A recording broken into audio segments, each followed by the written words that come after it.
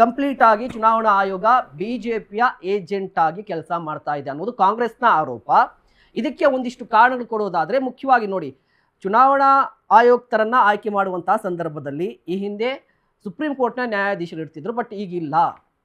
ಇದ್ಯಾಕೆ ನೋಡಿ, ಒಂದು ಬಹಳ ಸ್ಪಷ್ಟವಾಗಿ ಹೇಳ್ತೀನಿ. ಈಗ ಚುನಾವಣಾ ಆಯೋಗ ಭಾರತೀಯ ಜನತಾ ಪಾರ್ಟಿ ಕೈ ಜೋಡಿಸಿ ಅಂತ ಅನ್ಕೊಂಡ್ರು ಕೂಡ ಇವತ್ತು ಇದೇ ರಾಹುಲ್ ಗಾಂಧಿ ಅವರು ಅವತ್ತು ಫ್ರೀಡಂ ಪಾರ್ಕ್ ಅಲ್ಲಿ ದೊಡ್ಡ ಹೋರಾಟ ಮಾಡಿದ್ರು, ಗಂಟಾಘೋಷವಾಗಿ ಭಾಷಣ ಮಾಡಿದ್ರು.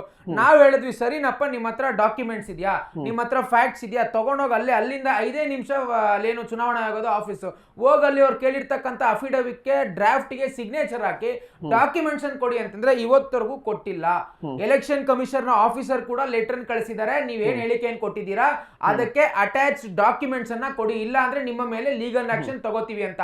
ಸೊ ಇಲ್ಲಿ ನೀವು ಹೇಗೆ ಹೇಳ್ತೀರಾ ಚುನಾವಣಾ ಆಯೋಗ ಭಾರತೀಯ ಜನತಾ ಪಾರ್ಟಿ ಕೆಲಸ ಮಾಡ್ತಾ ಇದೆ ಅಂತ? ಸೊ ಇಲ್ಲಿ ಕಾಂಗ್ರೆಸ್ನವರು ಗಾಳಿಯಲ್ಲಿ ಗುಂಡಾರಿಸಿ ತಪ್ಪಿಸ್ಕೊಳ್ಳುವಂತ ಕೆಲಸ ಮಾಡ್ತಾ ಇದ್ದಾರೆ.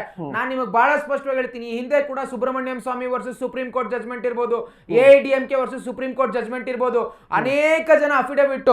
ಇತ್ತೀಚೆಗೆ ಮೊನ್ನೆ ಕೂಡ ಸುಪ್ರೀಂ ಕೋರ್ಟ್ ಹೇಳಿತು, ಇವಿಎಂ ಅನ್ನುವಂತ ಏನ್ ಮಿಷಿನ್ ಇದೆ ಬಹಳ ಉತ್ಕೃಷ್ಟವಾಗಿ ಕೆಲಸ ಮಾಡ್ತಾ ಇದೆ. ಈ ಹಿಂದೆ ಇದ್ದಂತ ಬ್ಯಾಲೆಟ್ ಪೇಪರ್ ಏನ್ ಘಟನೆಗಳು ಇನ್ಸಿಡೆಂಟ್ಸ್ ಅವರು ಕೂಡ ಕೋಟ್ ಮಾಡಿದ್ರು, ಅದರ ಅವಶ್ಯಕತೆ ಇಲ್ಲ, ಇವತ್ತು ಬದಲಾಗಿದೆ ಇವಿಎಂಸ್. ಇನ್ಫ್ಯಾಕ್ಟ್ ಸುಪ್ರೀಂ ಕೋರ್ಟ್ ಹೇಳಿತು ವಿವಿ ಪ್ಯಾಟ್ಸ್ ಅನ್ನ ಇನ್ಕ್ಲೂಡ್ ಮಾಡ್ಕೊಳ್ಳಿ ಅಂತ. ನಮ್ಮ ಸರ್ಕಾರ ಅದನ್ನ ಗೌರವಿಸಿ ವಿವಿ ಪ್ಯಾಟ್ ಗಳನ್ನ 2019ರಲ್ಲಿ ಇನ್ವಾಲ್ವ್ ಮಾಡ್ಕೊಳ್ಳೋ ಕೆಲಸ ಮಾಡ್ತು. ಕೆಲಸ ಮಾಡ್ತಾ ಇದೆ ಕಾಂಗ್ರೆಸ್ ಯಾವ ಆಧಾರ ಮಾಡ್ತಾ ಇದೆ.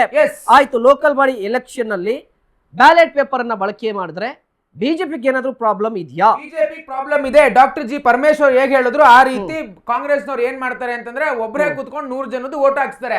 ಇವತ್ತು ಬ್ಯಾಲೆಟ್ ಪೇಪರ್ ಇಂದ ಏನ್ ಸಮಸ್ಯೆ ಆಗುತ್ತೆ ಅಂದ್ರೆ, ನೀವು ಪರಮೇಶ್ವರನ್ ಕೇಳಿ, ಯಾರು ಬೇಡ ಘನತೆ ವೆತ್ತ ಮುಖ್ಯಮಂತ್ರಿಗಳನ್ನ ಕೇಳಿ. ಮೊನ್ನೆ ಅವರೇ ವಿಧಾನಸೌಧದಲ್ಲಿ ಹೇಳಿದ್ರಲ್ಲ, ನಾನ್ ಸೋತೋಗ್ಬಿಟ್ಟೆ ಚುನಾವಣೆಯಲ್ಲಿ ಲೋಕಸಭಾ ಬೈ ಎಲೆಕ್ಷನ್ ಅಲ್ಲಿ ಅಂತ. ಹೆಂಗ್ ಸೋತ್ರು? ಅವಾಗ ಯಾವ್ದಿತ್ತು? ಬ್ಯಾಲೆಟ್ ಪೇಪರ್ ಇದ್ದಿದ್ದು. ಕೇಳಿ ಸಿದ್ದರಾಮಯ್ಯ ಅವ್ರನ್ನ ಬಹಳ ಸ್ಪಷ್ಟವಾಗಿ ಹೇಳ್ತಾರೆ. ಆವಾಗ ಅವ್ರೇನ್ ಉತ್ತರ ಕೊಡ್ತಾರೆ, ಅದೇ ನಮ್ಮ ಉತ್ತರ ಕೂಡ.